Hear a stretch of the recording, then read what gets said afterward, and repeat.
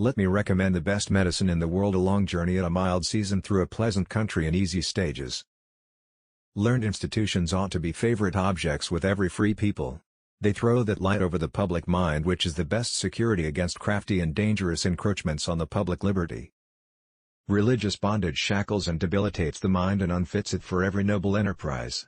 During almost 15 centuries has the legal establishment of Christianity been on trial. What have been its fruits? More or less, in all places, pride and indolence in the clergy, ignorance and servility in laity, in both, superstition, bigotry, and persecution. As a man is said to have a right to his property, he may be equally said to have a property in his rights. If men were angels, no government would be necessary. If angels were to govern men, neither external nor internal controls on government would be necessary. In framing a government which is to be administered by men over men, the great difficulty lies in this: you must first enable the government to control the governed, and in the next place oblige it to control itself. No government, any more than an individual, will long be respected without being truly respectable, nor be truly respectable, without possessing a certain portion of order and stability. The best way to avoid danger is to be in a capacity to withstand it.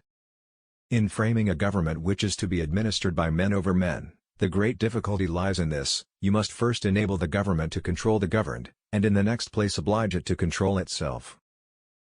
It was impossible to confine a government to the exercise of express powers. There must necessarily be admitted powers by implication, unless the Constitution descended to recount every minutiae. Of all the enemies to public liberty, war is, perhaps, the most to be dreaded, because it comprises and develops the germ of every other.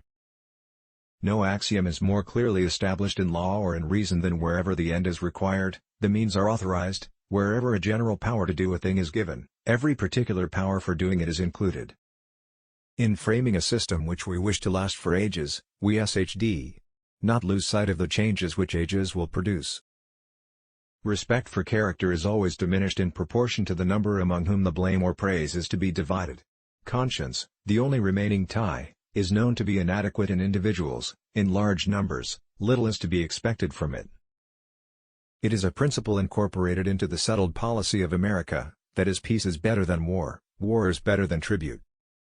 And if novelties are to be shunned, believe me, the most alarming of all novelties, the most wild of all projects, the most rash of all attempts, is that of rending us in pieces, in order to preserve our liberties.